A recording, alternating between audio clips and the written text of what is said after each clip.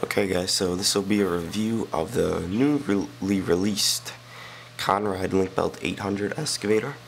The model doesn't feature that many details such as etched walkways or etched grills, many hydraulic lines, but I believe that the functions of this model and the build quality override the lack of detail, and that's pretty much what I'm going to show you in this review.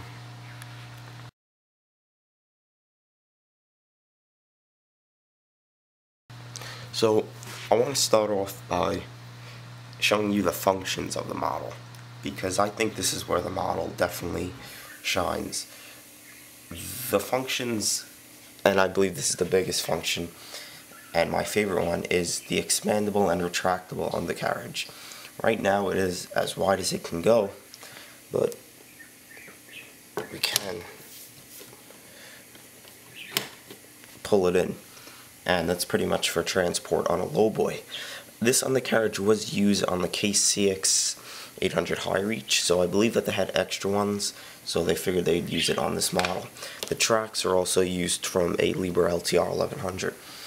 The good thing about the undercarriage is it's not, I guess, positionable, so it's not like it'll click into position, so you could put it whichever way you want. If you want to make it like a normal excavator, you could bring them out just a little bit, and that's where, you know, an average excavator would be. But if you want, you could bring them out all the way like that, and that is my favorite. I think that this feature should be on most excavator models, especially one of this size, but unfortunately we really don't see that too often. The movement of the stick is very nice.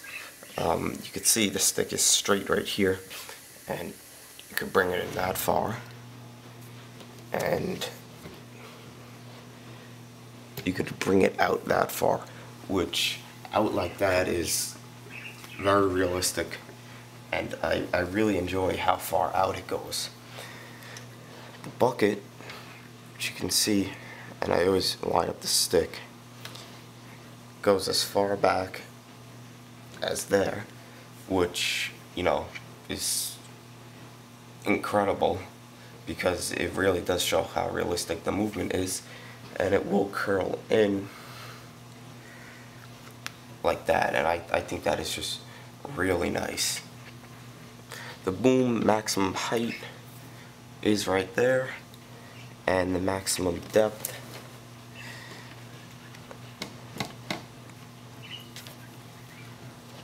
is right there, which, you know, really nice, and it really does show how nice the functions are on this model. Obviously it spins at 360, and if I must say, I do own the CCM 385 and 390, which I will be making a comparison video to, and those models, if you don't move them for a day or two, they get stuck on the slewing ring, and this one just turns perfectly, and it rolls fine as well. There's really no, you know, stiffness in the tracks or anything. They roll perfectly.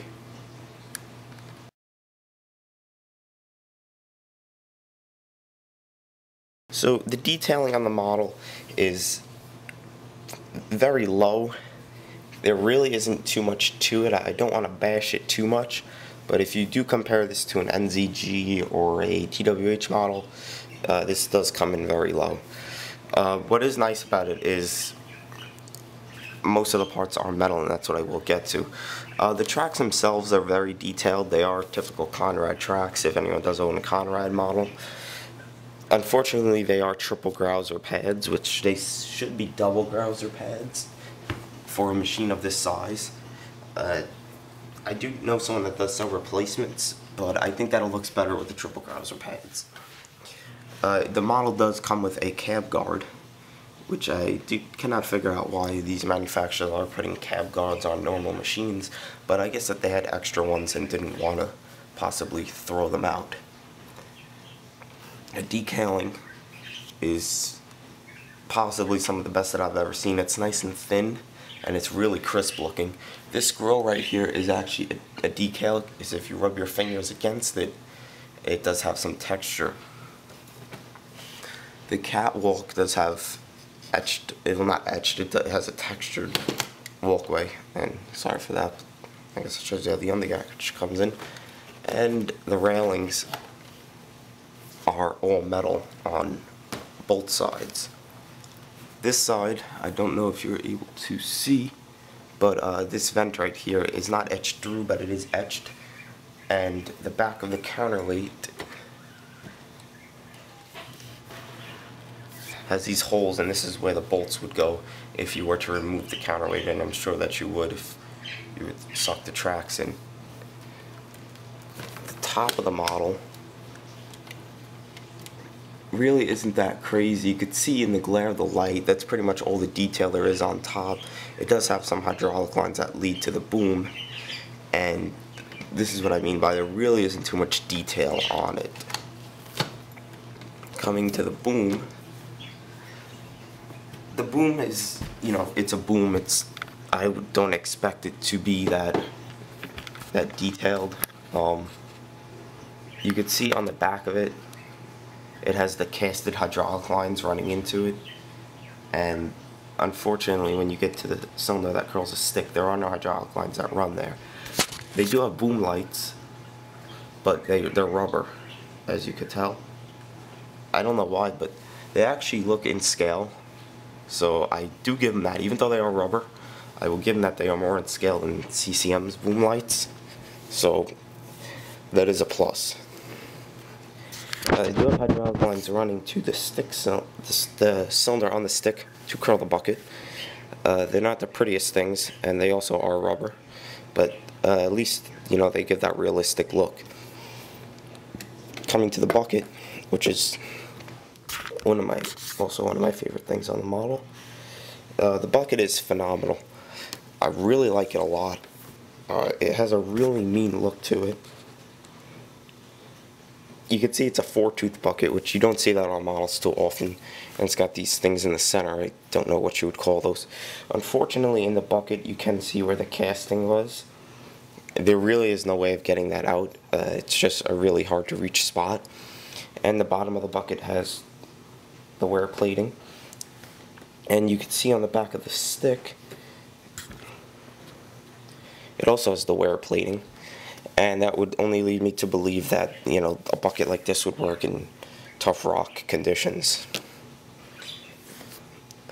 The one thing that really lacks detail, and it doesn't bother me, but for the review I will say it, are the cylinders. You can see that the cylinders are just flat, and there's really nothing to them. That is unfortunate if you are looking to buy it with it having a lot of detail, but there's really nothing you could do about it.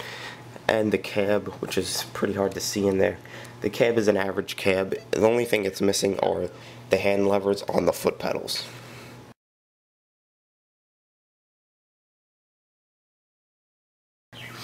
The overall build quality of it is phenomenal. It's possibly one of the best, or in the top 5 build qualities of all models that I have.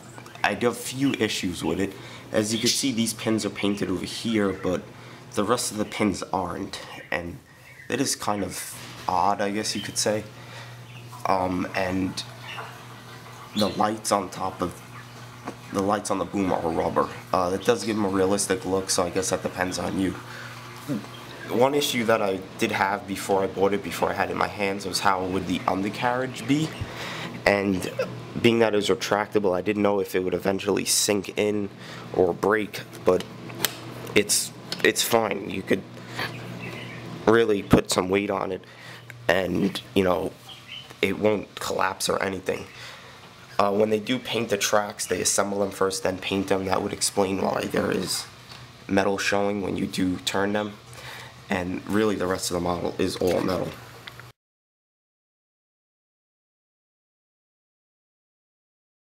So lastly, is the model worth the money? I definitely say yes.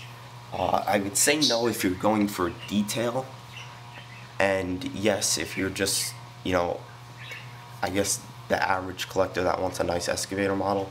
The model features functions that you don't see on many excavators, and I truly believe that the functions override the low detailing on it. It's really not that, but if you do compare it to an NZG or a CCM model, you probably will find the low detail. The one thing I have to say about it is the paint on it is very thin, and that's a pro and a con. The good thing about it being thin is that it gives it a realistic look, like a real machine, and the bad thing about it is the paint can chip very easily. When you do curl the bucket, the paint on my linkage actually chipped off a little, and that really doesn't matter to me, but you really have to be careful. I wouldn't really, use this in a diorama because how thin the paint is. The paint would probably wear off on the bucket. It retails for $195, or that's at least what I got it for. The most I've seen it for was $209. It is a lot, but it's definitely worth it because just the functions on it are something that we wish we had on every model. And it's a tough model. It's a rock solid model. Definitely must have for any excavator collector. So I hope you enjoyed this review.